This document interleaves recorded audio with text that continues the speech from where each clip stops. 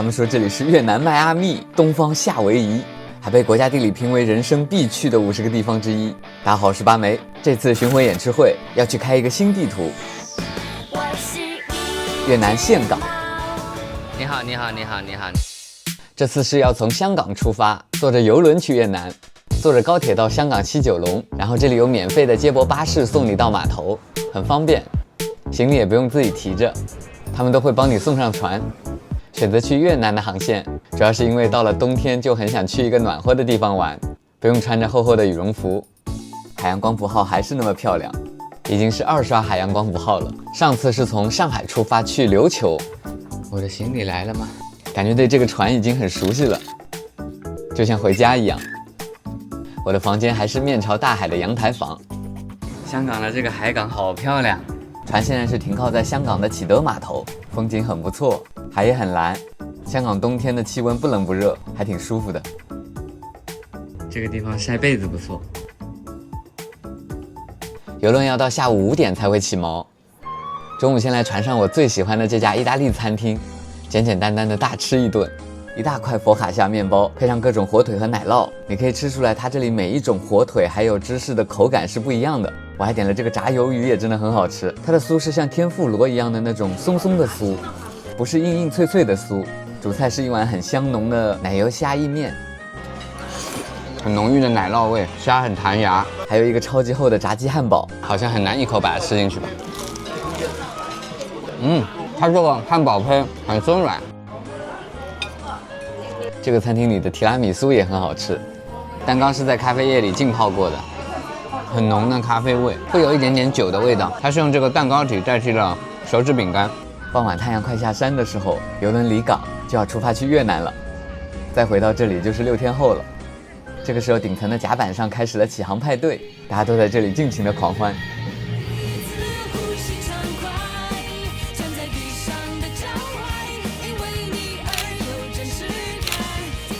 我們的大船要開1天2夜才能到越南，這段時間你真的可以除了睡覺就是吃，因為這次是聖誕新年季，船上都換上了節日裝扮。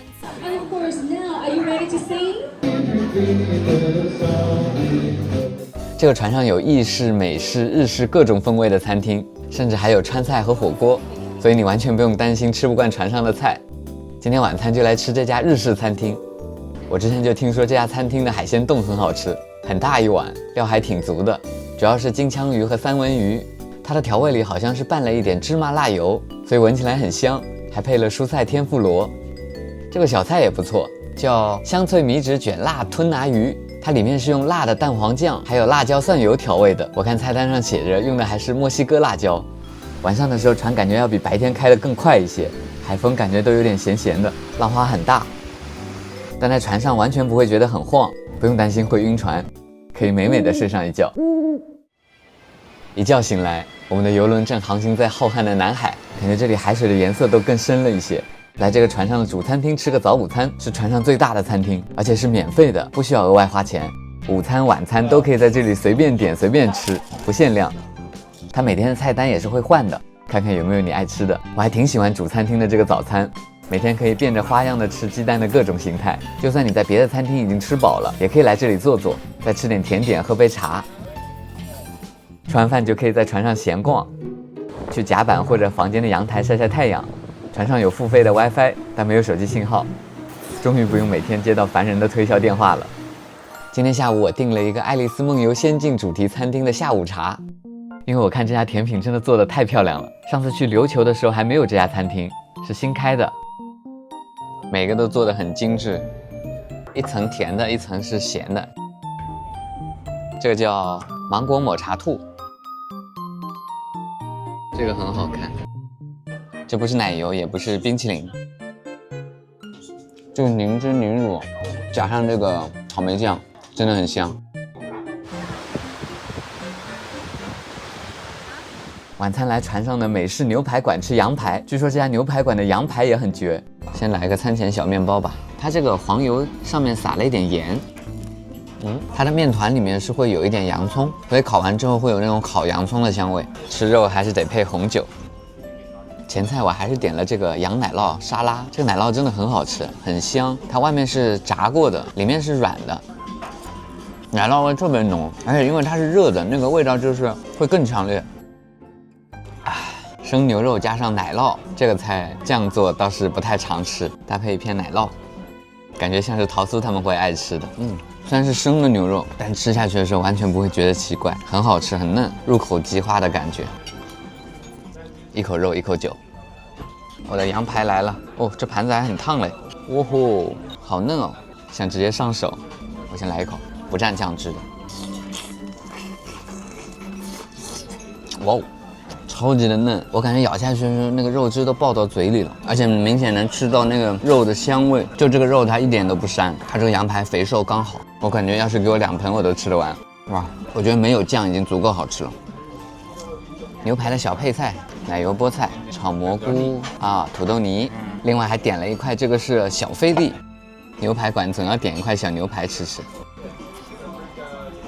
牛排館的牛肉還是一如既往的優秀。第3天一大早，我們的船就已經停靠在了越南的港口，超級漂亮。這個港口看不到高樓大廈，周圍都是山，附近還有養魚釣魚的村民，還有一股子海鮮味兒。和這些漁船對比，巨大的遊輪在這裡顯得格外耀眼。我們的遊輪會在這裡停靠2天，這2天時間都能隨時下船來玩。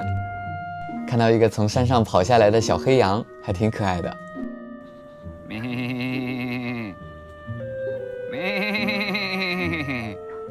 下船沒走多遠，我就被一群拉客的司機包圍了。他們講的粵語完全聽不懂，靠手機翻譯打上了一輛去城裡的車。終於到了岘港，他們說這裡是越南邁阿密。車停在了岘港市中心的韓市場門口。這裡是岘港最古老、最有代表性的傳統市場之一，很熱鬧，零食、衣服、生活用品啥都有。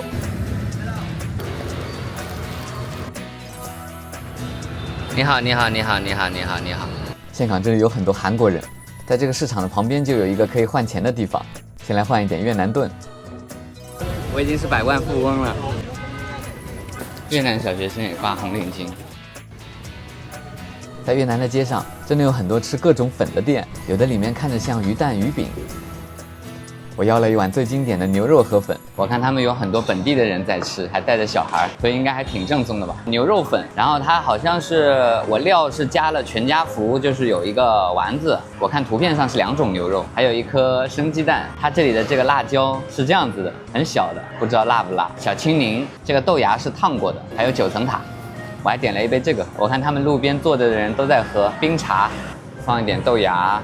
9層塔，這個9層塔已經是摘過的，就直接放進去，很香。這辣椒也不知道辣不辣，先嘗嘗看。哇，這個辣椒好辣！擠一點這個小青檸，然後他們這裡的這個辣醬，自己炸的那種鮮辣醬，來一點。我先喝一口它這個原味的湯。哇，這個湯很鮮啊，把它拌一下。這樣子一碗粉是6.5萬越南盾，好像20塊錢都不到，10幾塊錢。這個在國內好像叫火車頭粉，是不是？越南的這個米粉還是很好吃的，這個粉煮得很軟，但它吃到嘴裡的時候不會有那種軟爛的感覺，牛肉也很嫩。這個蛋是要把它弄破嗎？它整個味道就是比較鮮香的那種，會有淡淡的甜味和酸味。店裡的狗狗還挺可愛的。越南的咖啡也很出名，這裡路邊真的有很多咖啡店，有的很樸素，有的也很精緻。這家咖啡店感覺像在一個雨林裡，有很多樹，但奇怪的是竟然沒有蚊子。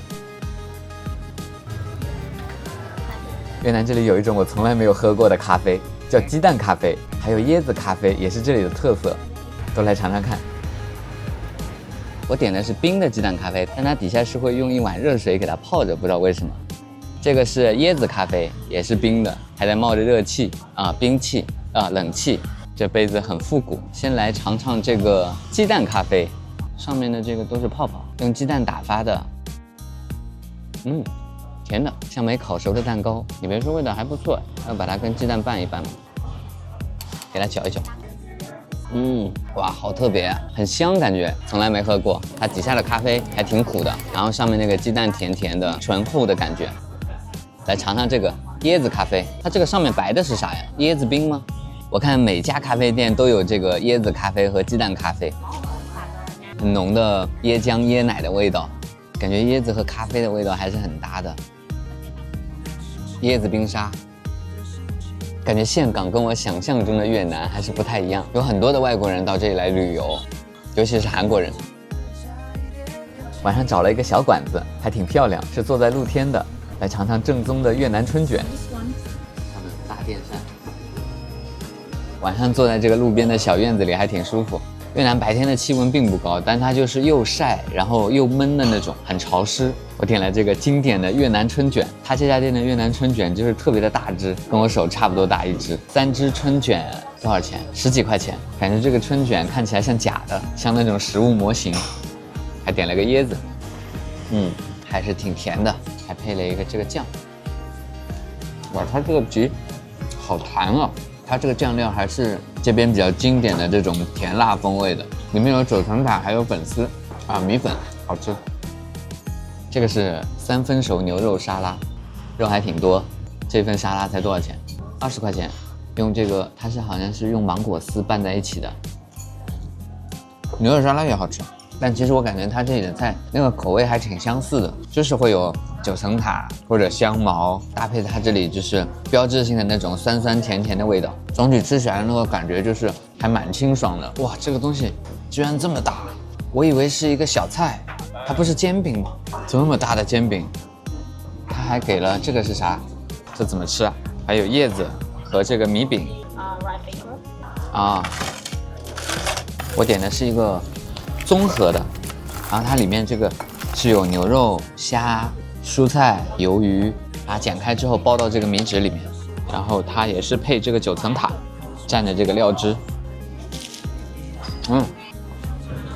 這個還挺好吃的，餅很酥，越嚼越香的那種。岘港晚上的街上還挺熱鬧的，路過一家糖水店，感覺有點像加了榴蓮的清補涼，然後他還給了一碗冰，這個不知道幹嘛用的。如果你嫌這個糖水太甜的話，就可以把冰加到裡面，冰化了就沒那麼甜了。這個像史萊姆一樣的果凍，可能是斑蘭，沒吃過，待會嘗嘗看。這個很便宜，然後路邊的是他們當地人來吃的，裡面有芒果，各種形狀的凍，也有這個綠綠的。哦，這個不是芒果，這是菠蘿蜜，椰奶做的吧？哇，香，好濃郁啊，但會有一點甜。這個長長的凍咬起來很脆，嘗嘗這裡的榴蓮，挺不錯的，甜。這個咖啡色的凍是啥呀？是咖啡，用咖啡做的，這個綠色的，好像有一點斑蘭的味道。這一碗折合人民幣才6塊多錢。還有那麼大一坨榴蓮肉，應該算是很便宜了。再來嘗嘗這個，這個就更便宜了，這個才3、4塊錢吧。它好像有2層，很濃的斑蘭味。它底下這個是布丁。他們這個橋很有個性，是一條龍。順利的打車回到了港口，再回到碼頭已經是深夜了，夜晚的船看上去也很壯觀。這2天的晚上也能隨意上下船，回船上住還省了酒店的錢。碼頭上也有一些小市集可以逛。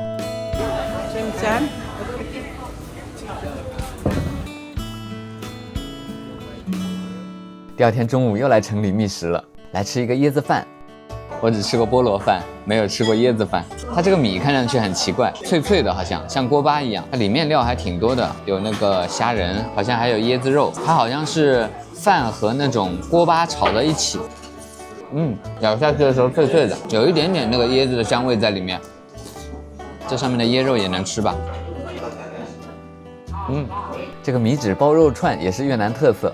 他們這裡的肉串很多都是用這種肉糜，然後再捏起來，米紙包着這些菜吃，很薄，像塑料片一樣。這個是什麼？好像是芒果，就是那種酸芒果。這個是什麼？好像是他們這裡的米粉，就隨便吃吧。把它包起來，這個能拿下來嗎？哦，香茅拿下來了，辣椒、蒜水。它這個肉串是用蝦做的，酸加甜加辣，然後還有香茅的香味。它這個米粉很好吃，很細很嫩。在這裡的街上，你可以看到有很多賣這種小法棍三明治的小攤，他們叫越南法棍，在當地是屬於很常見的小吃了。越南以前被法國殖民統治了近100年，可能就是當時留下來的飲食習慣吧。這個小麵包是幹嘛用的？就是擦刀用的嗎？哇，好大一個！這一只我點的這只是反正也不知道是啥，但是是最貴的，8萬塊錢。8萬是多少錢？20塊錢吧，可能好重一個。喝了一口糖漿，它裡面好像也有很多這個不知道是什麼菜，芒果絲可能是，裡面这个烤肉的味道也是有點甜甜的。外面的這個法棍麵包倒是烤得不錯，它的皮很焦脆，我感覺這個裡面好像是蘿蔔絲。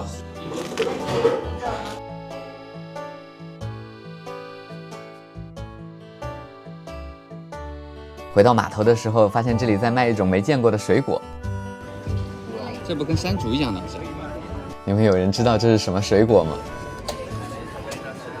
哎，沒吃過這個水果，還挺甜的。這個紫色的部分能吃嗎？還挺好吃的，描述不出來它是什麼味道，甜甜的，然後有一股沒有吃過的那種清香。太陽快下山的時候，大船又要出發了。晚上來吃個火鍋，真的特別喜歡這個餐廳，尤其是在傍晚的時候，景色很好看，因為它是在船的尾部，等船開起來的時候還會有尾浪，而且你可以邊吃火鍋邊欣賞這個晚霞，海上的晚霞。這個套餐裡面就是所有的肉類和海鮮都是無限續的，只有這個有圖片的6個是要額外收費的。然後那邊的蔬菜、甜點和水果也都是包含在套餐裡面。感覺這兩天在越南就吃的比較清淡，現在就特別想吃火鍋。海洋光譜號上我最喜歡的餐廳就是那個意大利餐廳，還有這個海韓火鍋。青島啤酒。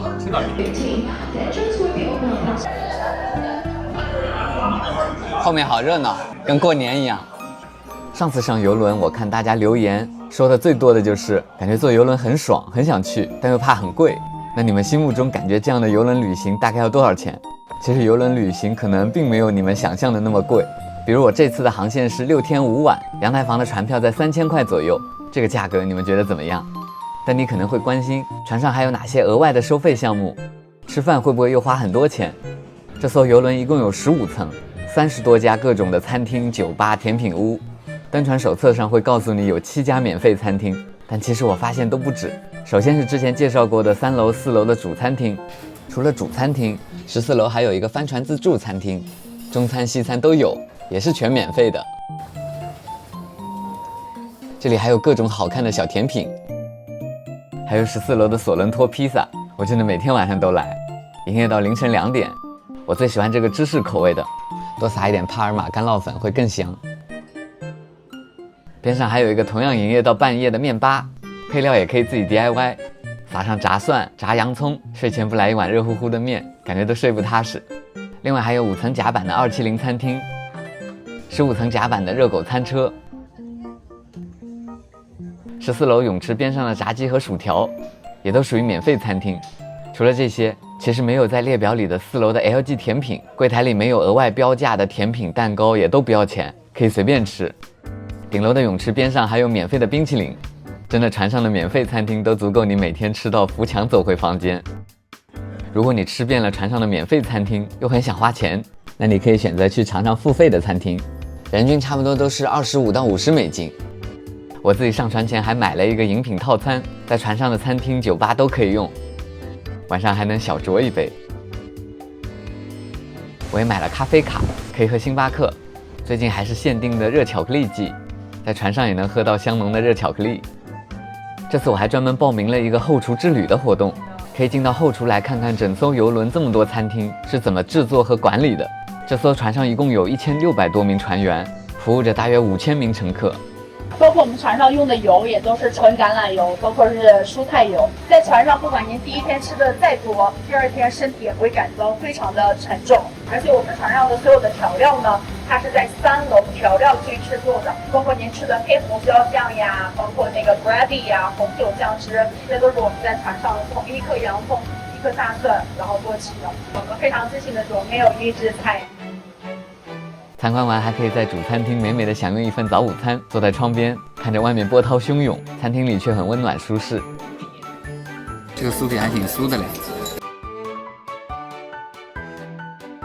遊輪上除了吃喝，每天還有各種看不完的表演和活動，5、6天的時間很快就過去了，很多都還來不及體驗。或許你也可以約上家人朋友，給自己安排一次遊輪旅行。下船回到香港，走之前還有時間可以在香港逛逛，吃個冰淇淋，喝碗糖水再走。坐遊輪旅行會讓你感覺一點都不累。那希望大家喜歡這期的內容，看得開心，吃得開心。如果喜歡演吃會系列，也別忘了點讚3連。我們下期再見。